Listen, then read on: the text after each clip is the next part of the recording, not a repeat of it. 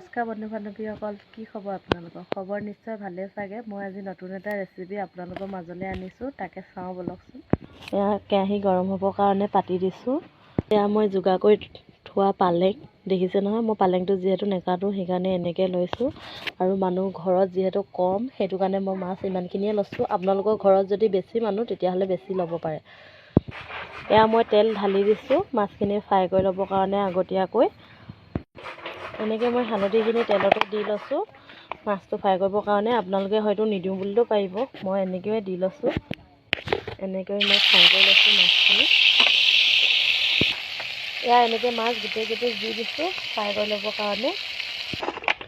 এয়া মাছখিনি ফ্ৰাই কৰি হৈ গৈছে। মই যিহেতু বেছিকৈ ফ্ৰাই কৰি লোৱা নাই, আধা ফ্ৰাই কৰি লৈছোঁ। এয়া কাটি থোৱা পিঁয়াজ আৰু এয়া আদা নহৰু পেষ্ট এনেকৈ মই কৰি লৈছোঁ। এইবিলাক দি দিছোঁ এতিয়া।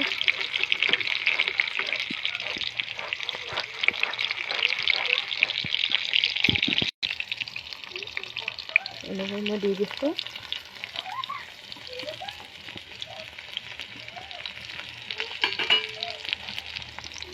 লৰাই দিছোঁ এনেকৈ।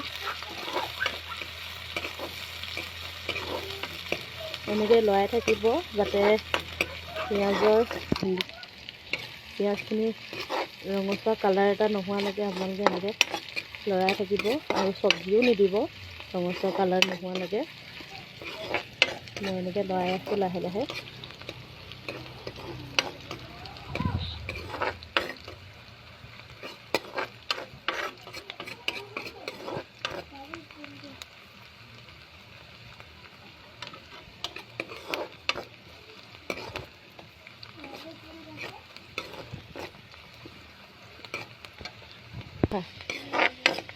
দেখিছে নহয়, এতিয়া এনেকৈ ৰঙচুৱা ভাৱ এটা আহিছে, কালাৰ এটা আহিছে। দেখিছে নহয় ৰঙচুৱা কালাৰ।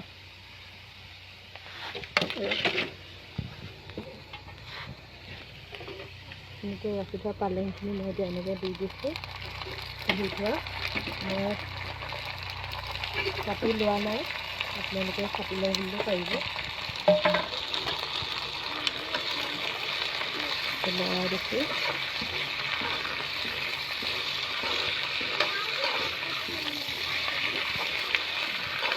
লৰাই দিছোঁ।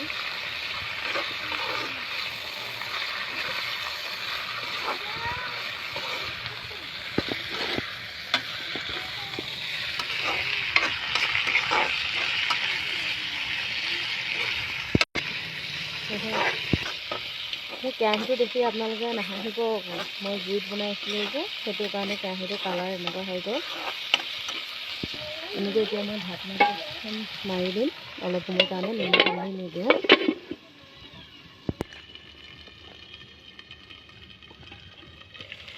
মই ঢাকনাখন খুলি লৈছোঁ, অলপ লৰাই ল'ম।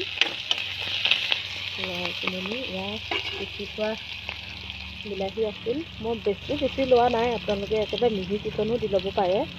মই অলপ হেৰিকৈ পিচি লৈছোঁ, দহটা দহকৈ। এইখিনি আমি লৰাই দিম। এনেকৈ লৰাই দিছোঁ যাতে গোটেইখিনি মিক্স হৈ যায়।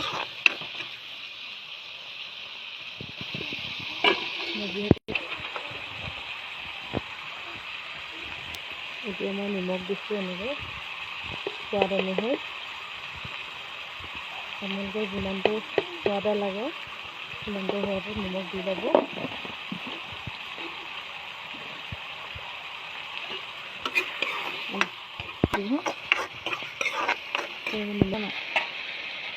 মই এনেকৈ হালধি দি দিছোঁ কালাৰ অনুসৰি।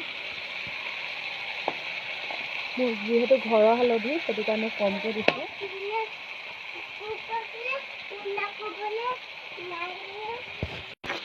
এনেকৈ মিশ্ৰণ কৰি দিছোঁ।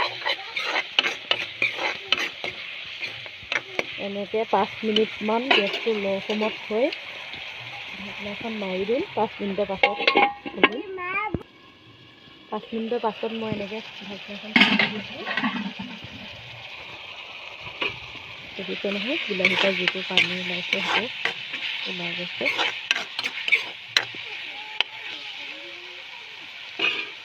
এতিয়া মই ইয়াত ফ্ৰাইডত থোৱা মাছকেইটো দি দিম।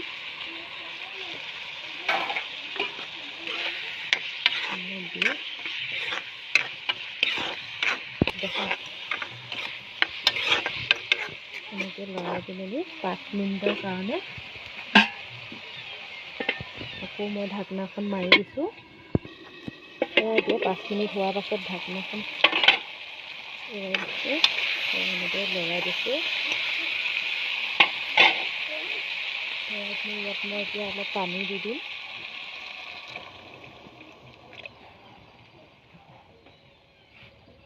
এনেকৈ পানী দি দিছোঁ, পানী দি অকণমান এনেকৈ লৰাই দিছোঁ।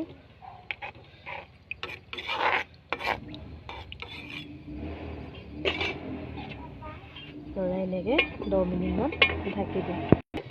এয়া মই 10 মিনিটৰ পাছত ঢাকনাখন খুলি দিছোঁ। এয়া দেখিছে নহয়, গেছটো ল' ফ্লেমত থৈ দিছোঁ।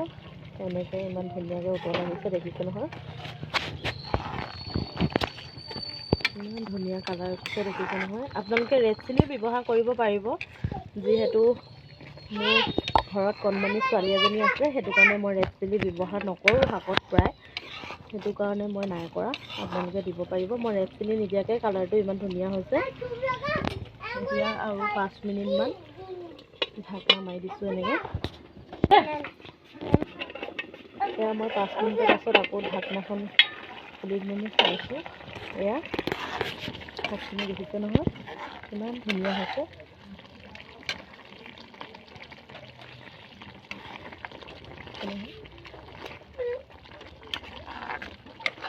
শাকখিনি বনোৱা হৈ গৈছে। এয়া পালেং পাতৰ পৰা বনোৱা পকৰি, দেখিছে নহয়। আপোনালোকক কেতিয়াবা মই ৰেচিপিটো দিম বাৰু। এয়া ৰঙা পিঁয়াজ লৈছোঁ এফাল আৰু জলকীয়া এটা, এয়া বগা ভাত আৰু এয়া পালেং আৰু মাছ, বিলাহী।